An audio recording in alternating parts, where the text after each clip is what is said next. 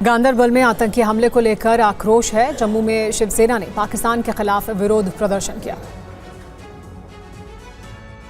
कश्मीर घाटी के गांदरबल जिले में जिस तरीके से आतंकियों की तरफ से निहत्थे लोगों पर गोलियां चलाई गई और उसके बाद पूरा देश जो है वो गुस्से में है।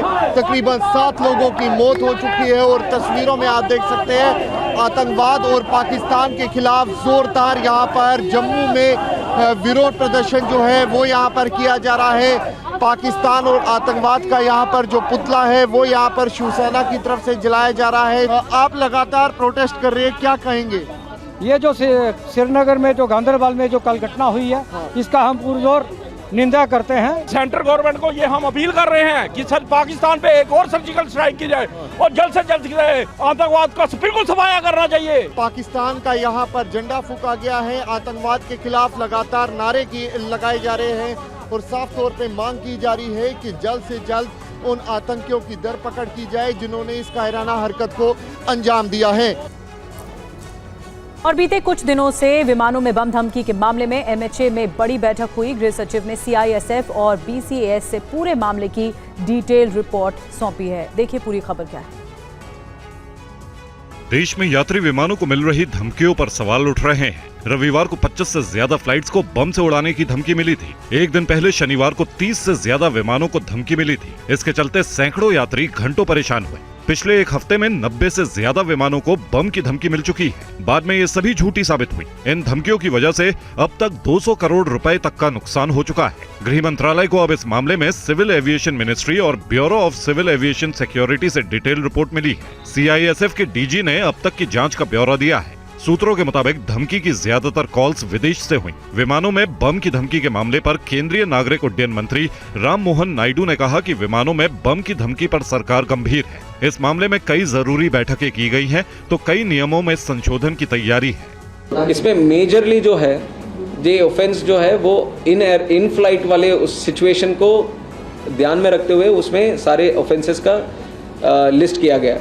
तो हम उसमें ऐड करेंगे जो ऑन ग्राउंड या फिर एयरपोर्ट के पास भी जो फ्लाइट है उसके ऊपर भी ऐसे थ्रेट्स आते हैं, तो उसको भी कैसे डील करना है, कॉग्निजेबल कैसे बनाना है, उसको हम स्पेसिफिकली ऐड करेंगे। तो इन फ्लाइट था, अभी ऑन ग्राउंड को भी ऐड करेंगे। और दिल्ली के रोहिणी इलाके में हुए ब्लास्ट में अब संदिग्धों की तलाश शुरू हो चुकी है। ये तलाश सीसीटीवी फुटेज के आधार पर चल रही है। दिल्ली के रोहिणी धमाके में आईडी का इस्तेमाल किया गया था। इस बीच दिल्ली पुलिस ने सीसीटीवी डीवीआर अपने कब्जे में ले ली है। दिल्ली पुलिस के सूत्रों के मुताबिक सीसीटीवी फुटेज में 3 संदिग्ध लोग नजर आ रहे हैं। सफेद टी शर्ट में एक शख्स दिखा। ब्लास्ट वाली जगह पर कुछ देर तक वो रुका रहा। अब सीसीटीवी के आधार पर संदिग्धों की तलाश तेज है।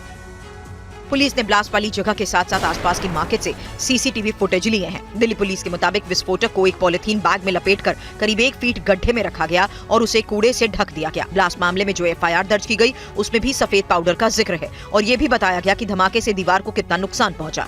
पुलिस ने एक्सप्लोसिव एक्ट के तहत अज्ञात लोगों के खिलाफ एफआईआर दर्ज की है और उस शख्स से भी पूछताछ की है जिसने धमाके के बाद पुलिस को कॉल की थी। अभी तक की जांच में पता चला कि ये ब्लास्ट सोची समझी साजिश के तहत किया गया, लेकिन धमाके का मकसद किसी को गंभीर चोट पहुंचाना नहीं था। शक है कि अमोनियम फॉस्फेट और कुछ केमिकल्स मिलाकर बॉम्ब बनाया गया। दिल्ली ब्लास्ट की जांच के लिए पुणे में सीआरपीएफ की स्पेशल टीम मौके पर पहुंची है। जांच एजेंसियां धमाके के पीछे कई एंगल्स की तफ्तीश कर रही है। अभी तक की जांच में ये बात भले ही सामने आई हो कि धमाका किसी को नुकसान पहुंचाने के लिए नहीं किया गया, लेकिन इस ब्लास्ट के पीछे कई संदेश छिपे हो सकते हैं। जांच एजेंसीज अभी इसी संदेश को डिकोड करने में लगी हैं। रोहिणी ब्लास्ट की कई एंगल से हो रही जांच और जांच एजेंसीज को शक है कि ब्लास्ट के पीछे नक्सलियों का हाथ हो सकता है या फिर ब्लास्ट के पीछे खालिस्तानी लिंक हो सकता है। त्योहार का सीजन होने की वजह से शक पाकिस्तानी टेरर एंगल का भी है। सीआरपीएफ ने पिछले कुछ महीनों में देश के अलग अलग हिस्सों में नक्सलियों पर जोरदार प्रहार किए हैं, लिहाजा शक है कि ब्लास्ट के पीछे उनका हाथ हो सकता है। ब्लास्ट के कुछ ही देर बाद सोशल मीडिया पर जस्टिस लीग इंडिया के नाम से एक पोस्ट वायरल हुआ जिसमें खालिस्तानी आतंकी संगठन के नाम पर ब्लास्ट की जिम्मेदारी ली गई। वहीं दिल्ली में फेस्टिव सीजन को देखते हुए खुफिया विभाग ने अलर्ट जारी किया था। ऐसे में शक है कि कहीं ब्लास्ट के पीछे किसी पाकिस्तानी आतंकी संगठन का काम तो नहीं है। यही वजह है कि जांच एजेंसीज इन तमाम एंगल्स की गंभीरता से जांच में जुटी है।